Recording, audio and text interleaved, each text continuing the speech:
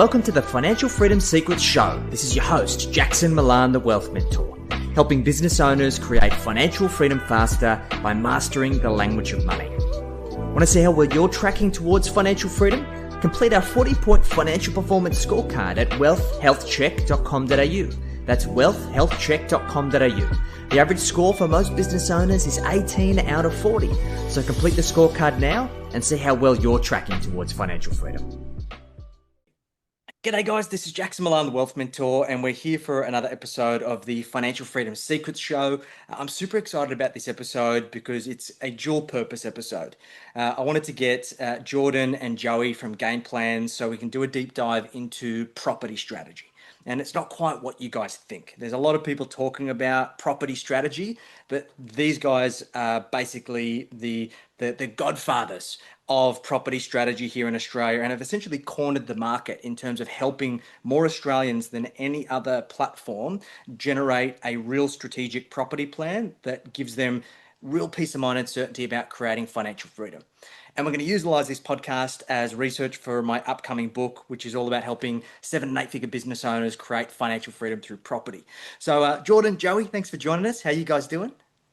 Mate, thanks for having us. It's super exciting to be here. I always love coming on these and having chats with you. And then excited about the book, mate. I've read a fair few of yours. I haven't been through all of them. I will get through them, and I'm going to get through the 100 when you get there as well, I promise. But mate, excited to be a part of your next writing. I appreciate it. Yeah, mate. and on the back of Geordie, mate, super pumped to be here and to give you and the listeners some insight in terms of what we're seeing day in, day out at Game Plans. Yeah, and look, guys, we practice what we preach. So to put it into context, Joey actually facilitated my latest iteration of my property growth strategy and has actually been working with me and our buyer's agent, Josh from Tradeview Property, to help us implement that. So this is tried and true stuff that we're drinking the Kool-Aid. So I'm excited to get stuck in. So Jordan, let's start with you, mate. Let's go straight for the uncomfortable truth. Like there's lots of people who are buying property without a strategy. They actually have more of a wish list. They want capital growth, they want cash flow, they want passive income in retirement, but they've got absolutely no idea how they're supposed to sequence it. So mate, you've observed this every single day. Like, why do you feel the industry is still producing property buyers as opposed to property strategists? And what does that cost the average investor in the long run, mate? Yeah, it's funny you pitch them that way because we find our most successful buyers agents are actually property strategists first and then buyers agents second. And the reason I guess the industry is still producing them is if you think about the transaction, there's the sales side, which is a real estate agent. Now, is a real estate agent really going to plan and build out your portfolio for you? No. And if the other side is a buyer's agent, they go and buy a property for you. Again, a transactional in and out. But with a property strategist, you're not just looking at it from a transactional point of view. You're sitting down, instead of looking at a property transaction, you're thinking about a client and their long-term journey. And so where this impacts people the most is a client will come to a buyer's agent and they'll say, great, I've got 750K to spend. I like these particular areas. The buyer's agent will go, great, 750. I know one agent in this one particular area who will get us a really good deal. This is comfortable and safe for everyone. Everyone's comfortable with this. It's easy. It's a solution. Let's go and do that transaction, get it across the line. It's simplified and happy days. Everyone's happy. Win-win. Client comes with an agenda. We sort that agenda and we're good to go. But is that 750K property in that particular region actually going to achieve what the client wants out of their portfolio long-term, big picture, or is it going to hinder it? And what we mean by that is actually just understanding what you want out of your portfolio over the long run. Do you want to, is the goal to retire as soon as possible and have some cash flow coming in? Is it to build generational wealth for your kids and the next play and what that looks like? And so there's lots of different types of properties that we can buy at that 750K range in many variables in different areas across the country. And so what we want to do is instead of going, I've got this purchase price and I like this area, we go, this is what I want to achieve and this is where I currently am in my current asset pool and where I want to go.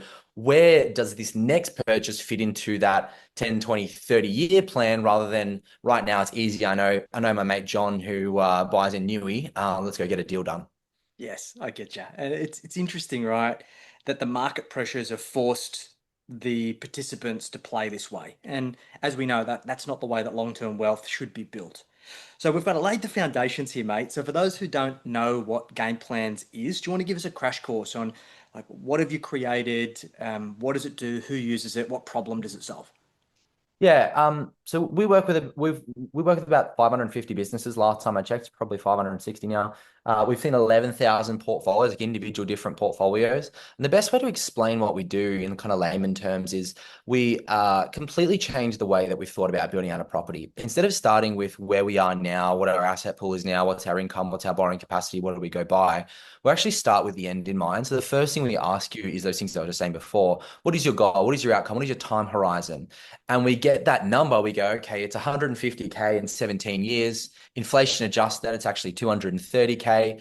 And then we reverse engineer that back to today and go, well, what do we have in the portfolio compared to where we need to go? We reverse it back into today's numbers. And then we go, okay, actually, these are the steps that we need to take along that journey to be able to get there. It's not just a like, let's go buy, let's go buy, let's go buy. It's actually thinking 3 steps ahead. It's like playing chess instead of checkers. Like checkers is fun. We can hop over and go to the next one. But when we play chess, we're actually thinking 2 or 3 moves ahead. How can we make the right best move now that might be contradictory? It might actually not make any sense to us right now, but in 2 or 3 moves down the line, it all kind of pans out and is actually the best move to win. So we try and think long-term big picture, reverse engineer that and map the portfolio out over 10, 20, 30, we even go 40 years now, over that journey, rather than just thinking, okay, I've got X, Y, and Z, let's do X, Y, and Z. And mate, it's a really elegant solution. Like not only is it a phenomenal tool, but it's actually really pretty and easy to use. And it's interesting, like financial advisors have been doing this kind of work for decades, right? Like the foundation of strategic financial advice of working with our clients is doing exactly what you've described. But most financial advisors completely exclude property as an asset class. Like in that modeling, it's always like paying off debt, investing in the share market, putting money into super, because as we know, there's a gap in the Corporations Act and the financial advice industry that property, residential property or direct property is not a financial product. So therefore, advisors can't really give advice on it. And then on the flip side, you've got to be a real estate agent to give advice on it, but advice isn't really part of how the industry is operated. So it's like sophisticated people have been caught in this big gap, and I think you guys have absolutely nailed it. Yeah, So and I think we've kind of had an update on that as well. We've kind of had a really good update recently because there has been some stick and some kick up in the industry, which is needed. Like I think it's really, really needed. And so just to clarify for everyone that's listening, what we've been guided as advice around the whole property/financial product thing is buying property in your personal name is not financial advice. It's like it can be a principal place of residence. Therefore, it's not always going to be a quote unquote investment, and you're safe from that standpoint. But if you are buying property in an entity, which might be a company, a trust, self-managed super fund, those entities in themselves can be deemed and determined as a financial product. So steer clear and be very, if you don't have a financial license, just be very comfortable with talking about property in a personal name, but don't include other entities because they can be deemed as a financial product. really good clarification, and it's definitely a grey area because, like, I'm sure you guys have seen. I see every day on social media. There's buyers agents that are talking about bucket companies and special purpose vehicles and all of this stuff, and it's very much blurring the line between tax advice and financial advice. And look, I think we can all agree there needs to probably be more regulation and there needs to be 100%. more consumer protections. But ultimately, what we need is we need more clients who are getting strategic advice that fast tracks their path to achieving their goals. So, Joey, that's a good segue to you, mate. Like you facilitated my game plan session when I was developing my property strategy with my buyer's agent. Do you want to give us a kind of a run through of like what does a game plan session actually look like in practice? What gets modeled, what gets mapped, and Yep. what does the client walk away having achieved as a result? Yeah, so we start out by assessing the existing portfolio. It's a really good opportunity to understand the client, their journey, where they've come from, ask them how they feel about the performance of some of their assets. I'm probably going to touch on this a little bit later on, but there's some great news stories and there's also some horror stories in which we've seen in some people's portfolios with respect to existing assets that they have. So having a deep dive, having a review in terms of where the numbers currently sit, and then basically what Geordie was saying, it's then modeling out and running multiple different what if scenarios. So we can even take, for example, someone's had a conversation with their broker and they've got 1.2 million of capacity. Well, do we go and spend we go and buy 1.2 mil asset, or do we cut that up into a couple of smaller properties? What are the pros? What are the cons? What if we applied a growth rate of X to the $1.2 million property and growth rate of Y to the other two? And obviously the rental yields would change according to those purchase prices as well. So essentially taking what the clients have as inputs and then working with their advisors, working with their brokers, working with their buyers agents to then chart out a path for them moving forward, so they have really crystal clear clarity at the very least behind what this next acquisition looks like, but also thinking like what Jordan said, one property ahead, two properties ahead, to understand the knock-on effects. Classic example, and I'm not making this up, this was a call that I had earlier today. I was speaking with a young doctor who's going through this period of, he's currently a locum at the moment, so earning really strong income. He will be kind of converting back to a permanent residence where he won't be earning the high income as a locum next year. And then in 6 years' time, his income's going to double when he graduates with whatever he's going to graduate in. So the fluctuations in terms of income were drastic, and he was wanting to be really strategic in and around maximizing capacity while he had it as a locum, factoring in the lower cash flow for the next 6 years while he had the lower income. And then when the capacity bumps back up again, ready to continue that investing journey. And that's why it is so down to the individual. Like it baffles me that people think you can just take an off the shelf approach and apply it to every client. Like and we see this day in, day out. There are no two clients are ever the same. So then being able to model out with that individual and obviously all the individuals around, okay, this is what this next purchase looks like. And then importantly, what is the roadmap ahead? What does the acquisition after that look like?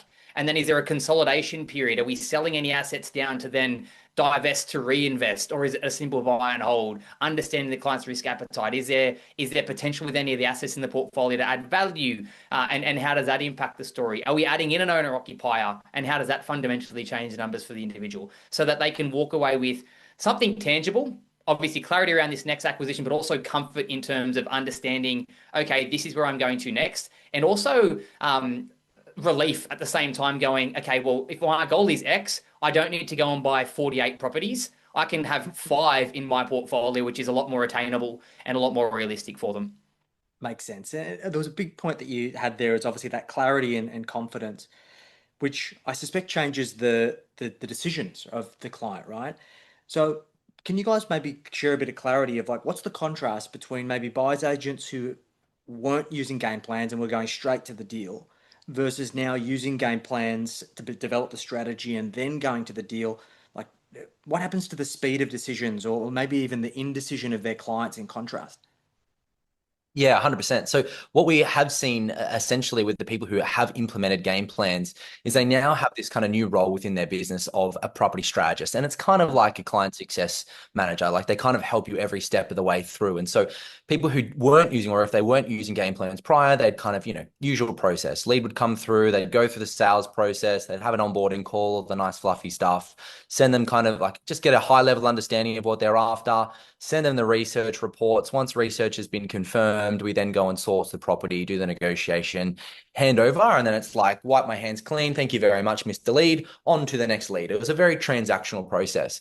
Now what we see is they become, their long-term property partner. It's their strategist. Their strategist helps them actually understand what they want, because some people don't even know what they want, right? Like they need to understand themselves. They've kind of heard from Uncle Greg at the barbecue that property's cool and we need to get into property. And so it's about understanding, okay, we know property's cool and it works and we've seen people be successful, but what do we actually want out of this thing? Like, where's it going to get us? What's our goal? And so they step with you all the way through. It's no longer, you're not working with like, a client success manager on the way in, and then you're working with a buyer's agent who's doing the negotiation piece, and then you're working with, prior to that, a research guys doing the research. They hold your hand all the way through. And once you get to that post-settlement period, it's no longer wipe your hands clean. It comes back and it's just like, okay, let's add that property back into the portfolio, see how it's impacted your portfolio over the long term, see where it's going to take you now. And then let's catch up again in 6 months or 12 months and actually be your long-term partner in building out your portfolio, not just a lead that's coming through the door and be transactional and get this done. And I think it really changes that whole kind of client experience. If you think about the best way I can kind of articulate this is, if you think about like taking Uber compared to having like a personal driver. Like Yes. you need to get from A to D, right? And if you take an Uber every time, you're going to go from A to B and the experience might be good. Then you're going to go from B to C and you might get in the car and it might smell a bit or something might be wrong. And then you might go from C to D and like, they didn't, open the trunk for you to put your bag in or whatever it might be, or they might go on a detour or something like that. Like you just don't know the experience that you're going to get for every transaction. It might be different. Some you might, some you not. When you have a personal driver that has worked with you for years and understands you, knows what you like, knows that you like the door opened, like that you get dropped off in this particular area, knows what size luggage you're going to have, so they've got the right storage for you. They become your long-term, just both ways you're going to get from A to D. It's just that the journey along the process is going to be a whole lot smoother, and they're going to understand you and know you and what you want, rather than being questionable and having maybe weird conversations with every single driver. You're going to have the right conversation with articulated information and someone who knows you along that entire process. So, yeah, it's having someone who offers game plans just allows you to understand you a whole lot more rather than just like jumping from A to B to D to C to D. Yes. And I think that's the fundamental difference between transactional and transformational, right? This is how we get compounded results of having the strategy first and being able to sequence things to get the best possible outcome. So I think that makes a lot of sense. Now, guys, let's talk about the model and the numbers behind the model. As we know, we can put in whatever numbers that we want and we can make it look really sexy and it pats the ego, or we can be realistic. And like my personal philosophy is like I prefer to under promise and over deliver and be super conservative. So can you talk us through like what are some of the key variables and assumptions that you make when you're doing a model to strike that balance? It's really cool. It's actually there's only like three really simple things, and trust me, like we started with 141 questions when we onboarded. I think we have something like 42 assumptions that you can change and play around now with it with the system. And I think we've done some cool things. So you might talk about growth rates or rental yields, and where people might go wrong is they might put like a really high growth rate at like 10% or something like that. Like we've constrained the platform. We've seen people put like 15% in. We've constrained the platform now to only maximum you can put in is 9%, which still is quite high, Yeah. but it's good to have some constraints around that. But, all well and good, all things said, you can make things look amazing and like you're going to change the world and become a millionaire overnight. But I think the three things that it comes down for everyone is firstly, savings or borrowable equity. So without having savings to begin with, unless you've got like the bank of mum and dad, it's really hard to get into the property market. Like it's very hard to save at a fast rate and the market's going to grow, right? So you want to have a chunk of savings. And if you use things like the 5% government scheme and everything else like that to help you and leverage you get in, or bank of mum and dad, go for gold, stepping stone property. That's the most important thing. Once you get into property number one, you're going to have, again, a combination of savings plus borrowable equity now, which is going to help you invest a whole lot faster. So how much savings or borrowable equity we have available is what is going to underpin what this next purchase is going to look like. As a rough general consensus, especially after you're done on the first property, I like to have about 26% as a deposit. Now, 26% seems like an odd number, but essentially what we're talking about here is 20% for the purchase and then 6% for purchasing costs. And that might include stamp duty, building and pest conveyancing, everything else like that. So really that's kind of where we start, right? And so we go, okay, if it's like, let's say it's a 500K, let's say it's $1 million property, 26% is 260K. Again, if it's a 500K property, you're looking at about 130 grand. That might seem like a lot of money for people that are buying a 500K property. And again, you can use other government grants or banks, mum, dad to get there, but that's kind of like where we like to start. That's the first. The second thing is borrowing capacity. So it's cool that we might have 260 grand to buy $1 million property, but will the bank lend us $1 million? Most household incomes on 200K can borrow up to about 1.2. So, you can, you generally can buy that $1 million property. But again, is just because you can buy that $1 million property, is that going to be the best decision for you? What if the $1 million property is going to cost you 30 grand a year out of pocket? Can you afford that? And that leads us into the third thing, which is cash flow. So again, we want to understand, what are our savings at? Can we actually borrow? What's our borrowing capacity left, like either to buy or continue buying? And then what's our cash flow? That's point number 3. So is our income going to be able to sustain a heavily negatively geared portfolio? what we can do on the platform is then see what happens if we increase interest rates by 2%. So if we go from negative 30 grand to negative 45 grand, like how's that? Are we still going to be able to sustain in that worst case scenario? If not, let's be a little bit more conservative. Let's look for something that a little bit higher yield, a little bit more cash flow coming in, and maybe, we're comfortable at negative 15 grand a year. We can contribute, $1,200 a month towards this thing, and we're quite comfortable from that. And that's all dependent on the economy, and the economy changes. It's all a point in time. Like rental yields change over time. That's why I hate like assessing each individual property kind of as a snapshot, because rental yields can change over time, interest rates change. And so, what we could buy, 2-3 years ago, almost everything in the market was at least cash flow neutral or somewhat positive. Now we're in a higher interest rate environment. It's going to be harder to find those cash flow positive purchases. So the three main constraints is savings of borrowable equity, borrowing capacity, and can we sustain this from a cash flow perspective?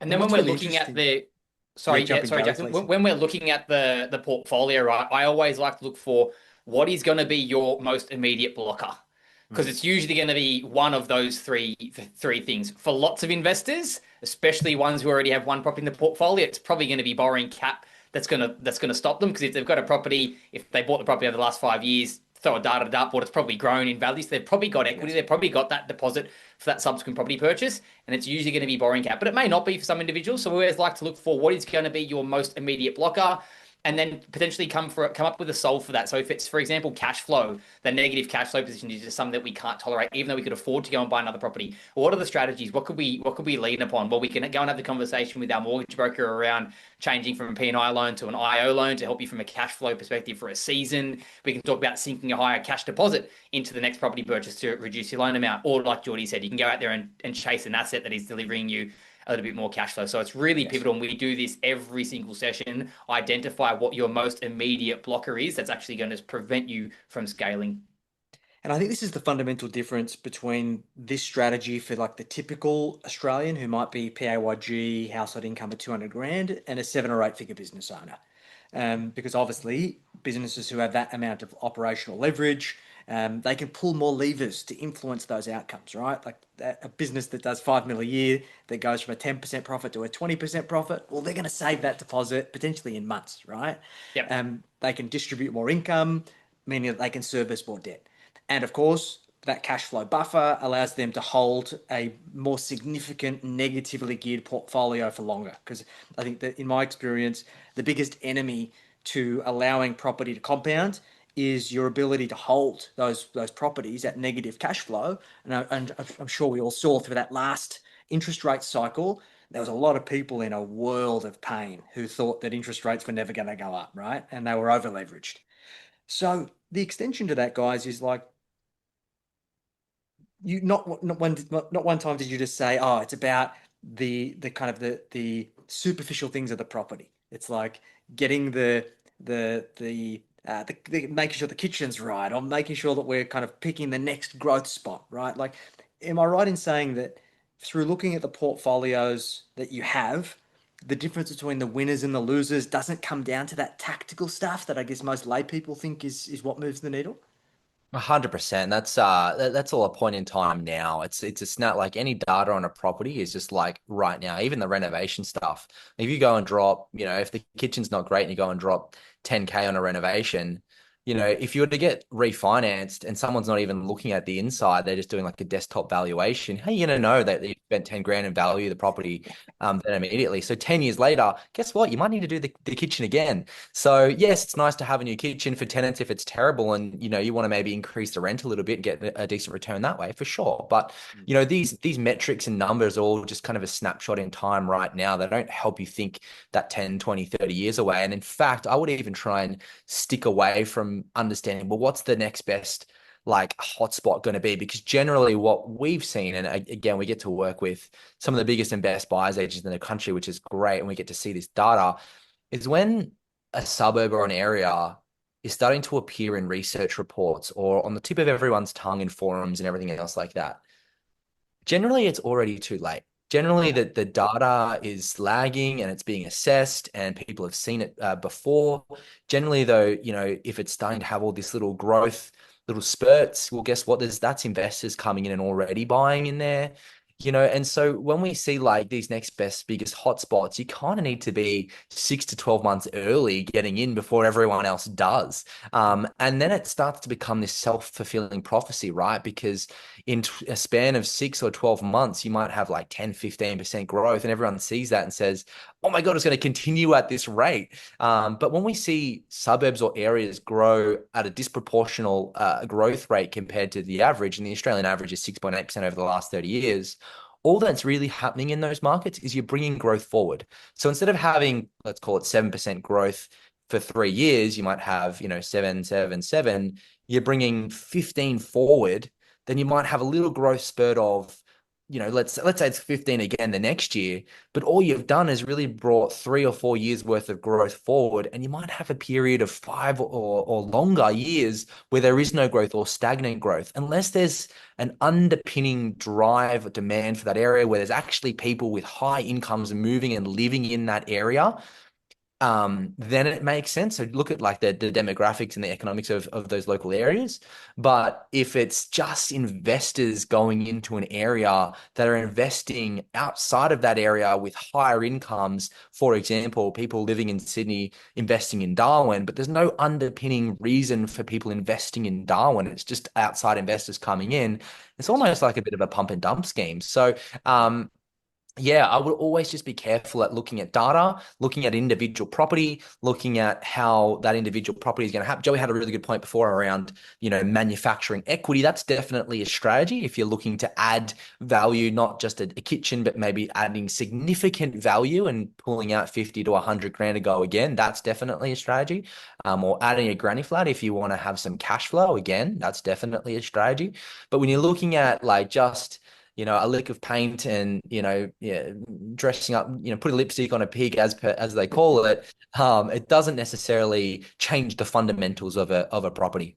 No, I agree with that. Like my whole philosophy is we want to buy good quality blue chip property that has the fundamentals to perform over the long term. It's like, how do we buy an asset that we have no intention to sell until we reach our goal? Which for me is like build a compounding asset base that allows me to rinse and repeat and roll over 100% of my capital without tax every year until I reach a point where I want to convert that into income producing assets, which is going to be like 20 or 30 years down the track. That's the kind of lens that we need to look at it through. And that's really beautiful, and it's really fitting that you mentioned that exact example, because we had a client very recently that comes to mind where this is their reality, and we were fortunate enough to work with them and their BA over a number of years, and we caught them very late in their accumulation phase. They already had a number of residential growth assets under their belt, and we caught them late in the piece where they were actually in the process of acquiring their last residential asset, and then a few years later, aggressively selling that all down. Selling that down for two fundamental reasons. The first one was to pay out their owner-occupied home loan, which they did, and then invested into a yield-orientated play with the balance proceeds, and effectively went out there and acquired at the time it was about a $6 million commercial property, multi-tenancy. It's now worth around 7.2 million and producing them over half $500,000 worth of cash flow. Yeah, and that's the beautiful thing, and especially working with some partners for an extended period of time. We didn't see them at the beginning of their accumulation phase because they bought their first property in 2003. But at least we've caught them towards the back end. We've seen the performance. We actually had the data behind purchase price, sale value, and to see, okay, well, buying good quality blue chip property over the long term, hanging on to the thing as best as you can, and then using the growth, then taking some of the chips off the table. Great, I'm going to take some of the gain. I'm going to primary goal is pay down my own occupied debt, which they did, and then was able to go and buy a high yielding property with cash to produce over $500,000 worth of passive income, which is phenomenal. Not only to plan it out, but to also see someone walk the walk is really, really, really encouraging for some of the listeners. Beautiful. Yeah, that's the dream for so many people, and that was actually the exact strategy that we mapped out, Joey. And guys, like in full transparency, when we did the strategy, like our house net income was about 500 grand, on goal for $1 million this year. So we're producing significant cash flow out of the business, and our primary wealth creation vehicle up to that point was business acquisitions, just because the cash on cash returns was so good. But like, okay, we've got to start getting chips off the table, but we don't need income. Like we've got enough income. So it's like, how do we get money tax effectively out of the business and put it into good quality blue chip residential real estate and build up a base of that residential real estate with the intention over the next 5 years to then be able to go and acquire a multi-tenant commercial asset that's then going to give us the cash flow on top of that. And then ideally hold all of it for as many property cycles as we possibly can, but have the option to then consolidate, sell down, pay off principal place of residence, pay off the commercial, and then live on $500,000 a year of passive income. So it's the dream, right? Yeah, exactly, playbook. exactly. It is, and having worked with many buyers agents of this, obviously Josh is one of our absolute favorites who work with many of self-employed and business owners. What I usually see is that kind of that conflict between mortgage broker and accountant, because they both serve two very different parts of the puzzle. One is trying to minimize tax and show the least amount of income on the books. The other guy is trying to show the most amount of income to increase the serviceability so that we can get into the next acquisition. And we always just want to make sure that we can get our trusted advisors harmoniously on the same page and go, guys, you work for me here. This is what I'm trying to do. Now, can we please solve this? Appreciating that they both come from very different fields and have very different objectives, but ultimately they're there to serve you. So we want to make sure that we can get them aligned and that they understand your goal. Because if they don't understand your goal, well, then yes, they're going to do the best thing for you in that the accountant's going to try and save you the most amount of tax and the broker's going to try and push your serviceability as high as they can if you want to keep acquiring. But being really transparent with them both, getting them aligned and making sure they understand what your goals are, we have found as a key critical element to success for the business owner. Well, that's where game plans bridges the gap, in my opinion, because it basically gets everyone heading in the same direction towards executing on the plan. It now gives us context. Because, of course, you should minimize your tax if you're not working towards any strategic acquisitions, right? And when we know that, okay, we've got to buy this property or two properties this financial year, and this is our profit target that we need to keep the bank happy, then, okay, how do we optimally structure that from a tax perspective in order to achieve that goal? It gets everybody singing off the same song sheet and heading in the same direction. And because this is the most common complaint that we get from business owners is like, okay, I've got all these professional advisors, but no one is on the same page. And I'm just like, shit, like what advice do I focus on? So I guess a little bit of a segue, guys. Aside from that being an issue, what do you think are the other most dangerous mistakes that you potentially see clients making when it comes to building their portfolio? So what are the bullets that people need to dodge when they're trying to scale a portfolio? Yeah, I think given that the buyer's agency space has grown so rapidly over the last 5 years, what we are seeing now is like all different forms of marketing schemes come into play. And so I think, I mean, there's always been that in the background. There's always been someone who's, selling the dream of 10 properties in 10 minutes and you can retire next month type of scenario. But then, there's lots of fancy new ways of marketing now that tries to get people excited and is trying to, show you or tell you that there's like a secret that no one really knows. And it's this new, shiny object that no, like, let's get into these 10-room tenancies where you can sell it to like rent it out for uni students. It's a new way of doing things. And I think with all things, all investing, it's actually quite simple. The best type of investing is actually really, really simple, not sexy. And so I think the biggest mistake we see people make is getting distracted by the shiny object, being sold. They actually sit down, they have a plan, they put something in place, and then all of a sudden this quote unquote, one in a lifetime opportunity comes up and it's the next best thing to do. And they get distracted and they get, driven by this like sexy new thing that they really want to get into, and it derails them from what their actual end goal is. That's where we kind of see people make the biggest mistake. Other than that, there's different types of assets that kind of flow underneath property that people do make mistakes on as well. We've seen people do really well out of things like house and land estates and off the plan apartments, but as a general rule, the downside of those types of investing is if you're buying it, an off the plan apartment, let's say it's an apartment in a block of 100, well, there's 100 of the same type of assets in your complex. So if someone's going through, the big Ds, whether it be death or divorce or something like that, and needs to, have a fire sale and sell it in a rush, you thought your property was worth 800K, but these guys are happy with 750 because they just need to get it done. Well, guess what? If your comparables is now that 750, that's all what your property's worth.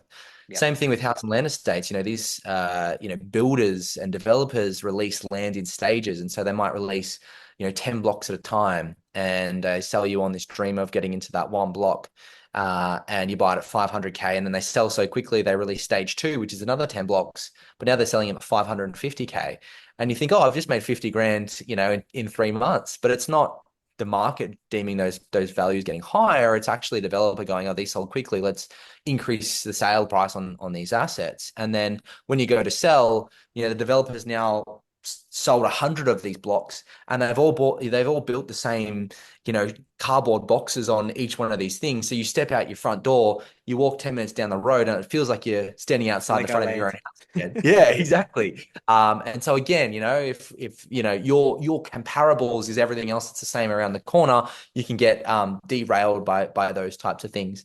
So I guess that comes down to an asset thing. But Joe, is there anything that comes to mind with you in terms of mistakes of the bigger portfolio? I suppose that the one thing for me is not understanding one of those 3 pillars that we spoke about before. And the biggest one for me is borrowing capacity. And so not understanding and just jumping straight in. I'm sure I was guilty of this. I'm sure many investors were as well, because Game Plans wasn't around when I bought my first property. And if it was, and I would have kind of accurately structured in what my kind of blueprint looked like, I probably wouldn't have made some of the acquisitions that I did, but it was I can go and afford to buy this, so I am going to, and then not understanding the flow and effects and the ramifications. If you only ever had whatever it was, 800K of servicing, you would want to make sure it was the very best possible property that you could afford to go and buy. And then understanding that if you went out there and exhausted that, well, then capacity doesn't open up again for another X amount of years or until your income increases. So being really strategic and understanding the knock-on effect of making this purchase, because it fundamentally will impact it, sometimes positive, often negative from a borrowing capacity perspective,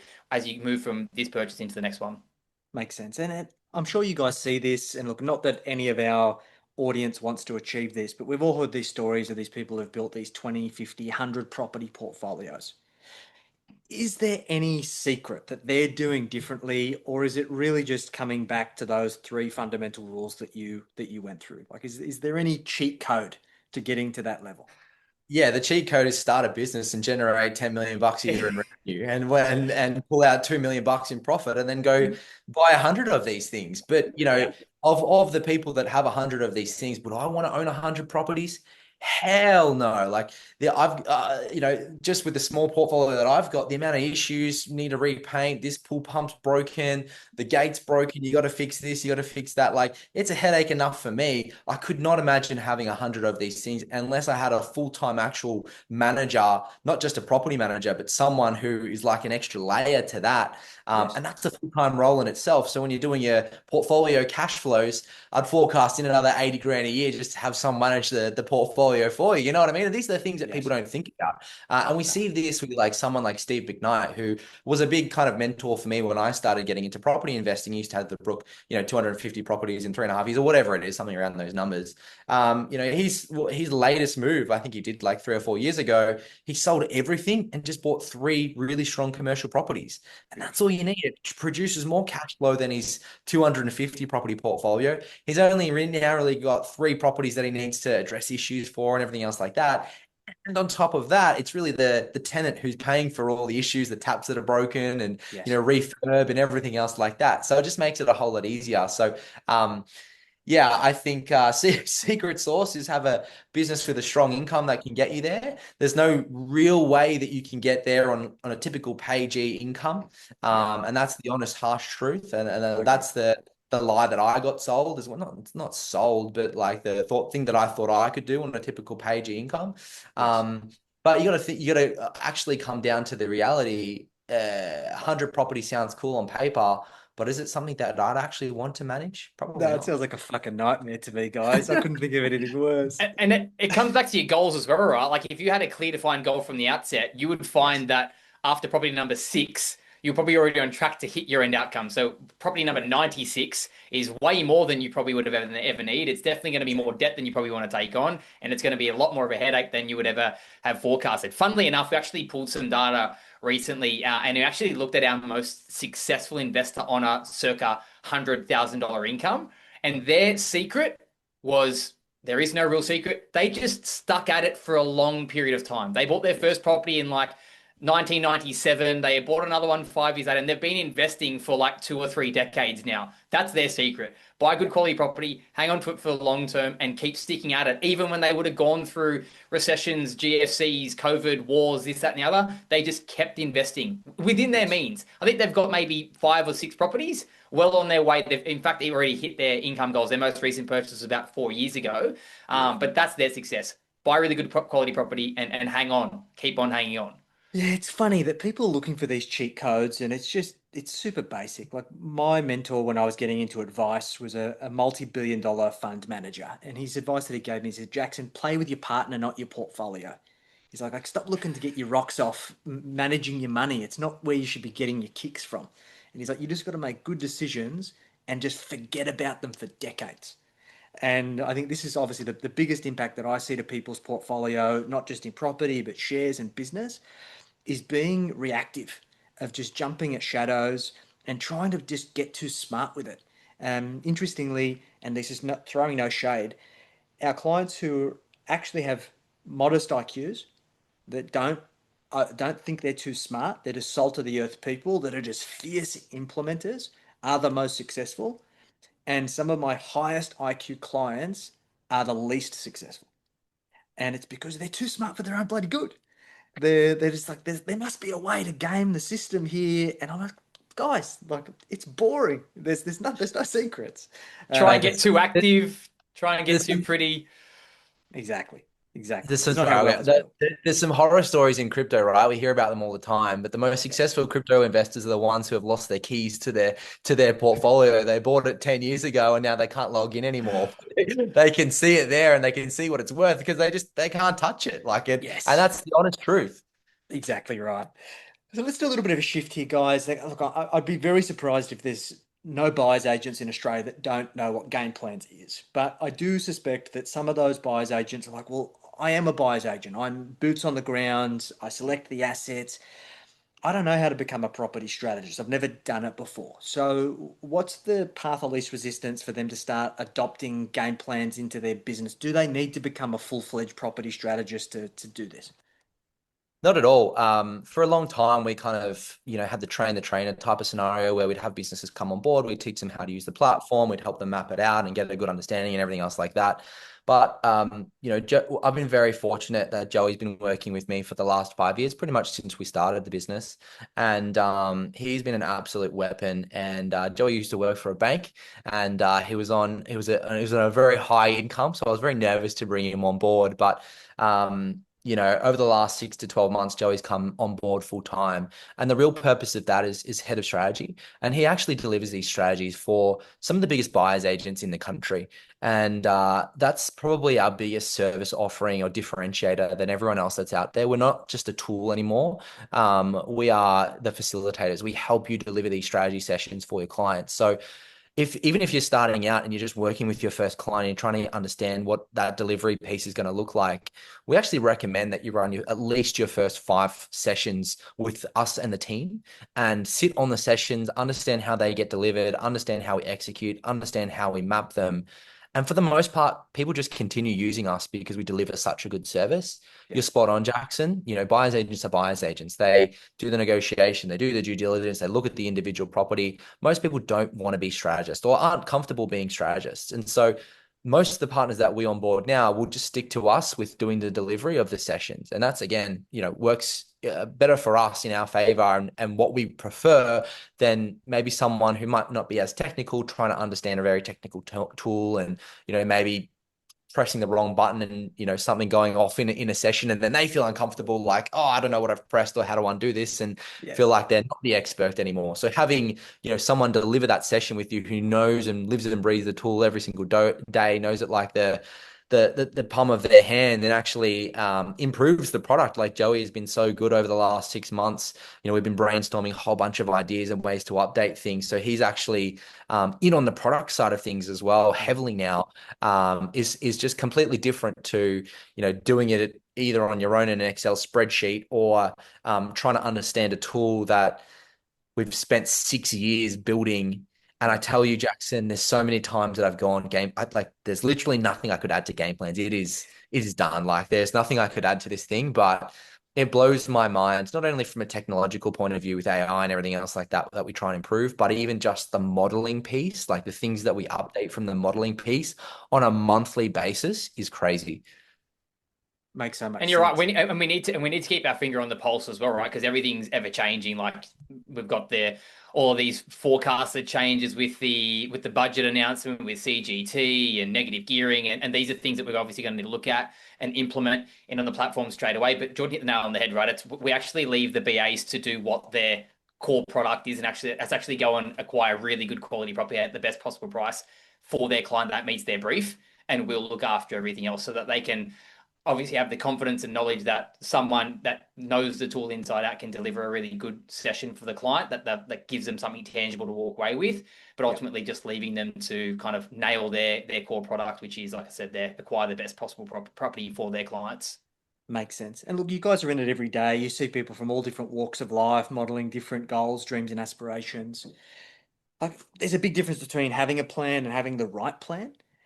What where does this go wrong? Like, where do people potentially misuse the system? Or, like, we know a lot of people make their own tools in Excel and whatnot. We all love a good spreadsheet. Like, what's the difference between a good and a bad plan from your guys' experience?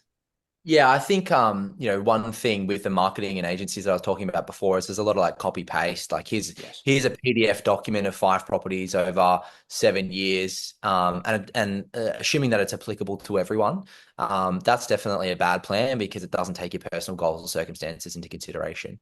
Um, when they are actually using a tool like game plans to build this out, it is hard to go wrong because we do put side guardrails up in terms of what you can input into the system. We have really good visuals on those constraints that we're talking about for around, savings, borrowing capacity, and cash flow. So we make it very clear and obvious. But I'd say if someone's using game plans and we're going to understand or look at what a bad plan would look like, is when a client comes to you and says, I want 10 properties. And it's the same thing. I don't know why I keep talking about crypto, but it's the same thing of people going, I need 10 Bitcoin, right? They just have this number in their head of like, that would Yes. be really, really cool. But in reality, if you're going to bet on something riskier like crypto, maybe 5% of your portfolio should go towards crypto. It's not 10 Bitcoin. And the same thing is applicable to your portfolio, right? It's not, I need 10 properties. It's, this is my goal and this is what I want to achieve. And so where we see a bad plan get implemented is a buyer's agent wants to appease the client. The Yes. client comes along, they've been marketed to, this is what they want. So the buyer's agent goes, cool, well, I'll put 2 properties in this year. We'll do one next year because, we don't know what's going to happen to the economy. Then guess what? It's going to be a boom. So we're going to put 3 properties in year 3, and then we're going to do this, and then we're going to do that. And so they're trying to appease the client to win the client's business. But in doing so, you're actually going to lose respect for the client because guess what? When year 3 comes around and it's not a booming economy and they can't buy 3 properties, guess whose door they're going to come and knock on? It's your door, right? And so what is actually much more valuable to the client is going, cool, we love that you want 10. That's an awesome goal to have. But you don't actually need 10. Most people can achieve their goals in 3 to 5 properties. Let's understand what those goals are. I'll show you those 3 to 5 properties. And it's not going to be a 7-year window. It's actually going to be an 11-year window with savings and borrowing capacities and everything else that comes to play. And then guess what? You're going to achieve your goals in year 17, not in year 10, and retire in 10 years type of scenario. And it might seem confronting to the client, might seem, oh, this client, he's going to get scared about this scenario. But the amount of conversations that we've had in that circumstance where the client actually looks at you in awe, like a light bulb has just gone off and gone, oh my God, I can actually see that I can achieve this in a realistic setting with a 5% growth rate and a conservative rental yield and conservative borrowing capacity, and I can still get there in year 17. That for them is much more valuable than walking away going, okay, this is what I came to the table with. The buyer's agent just told me that I can do it. And then 3 years later, I can't do it. It's just a completely different conversation. The client will respect you a whole lot more from walking away from that conversation than just either the cookie cutter or the, yeah, sure, I can do whatever you want type of scenario. Makes perfect sense, guys. Yeah, and I think this is about just owning your value proposition and not being an order taker, right? Because look, it's those types of clients who have this idea in their head and they won't be told otherwise are not the right clients. Like they're not ready. they've drank some other Kool-Aid and it doesn't align. And even in our business, like we turn those people away and we wish them all of the best, because unless it's the difference between ego and outcomes, you can only have one. 100%. Yeah, and just seconding what Jordan said there, like the respect that the client gives some of the partners that we work with when they came to the mindset of buying a property year for the next 4 years, and we actually spaced the acquisition out and we put like a year gap or a 2-year gap in between them. Why? Because we're actually looking at your cash flow going, that seems heavy. That seems pretty heavy. You're actually probably better off actually not making an acquisition, and the BA doesn't come across as a commission hungry, greedy kind of business owner. They're actually going, well, I'm actually working in your best interest, which I think unfortunately sometimes gets overshadowed in the space or sometimes overlooked with some BAs in the industry right now. Makes a lot of sense. Awesome, guys. This has been super valuable. So I'd love to just do a bit of a last piece of advice, last golden nugget. This is obviously 7 and 8 figure business owners who are watching this, who are looking to fast track their path to financial freedom. They've built a great business, they're optimizing, they're now looking to extract wealth so they can create that financial freedom faster. Jordan, what would be your last piece of advice to somebody watching this podcast?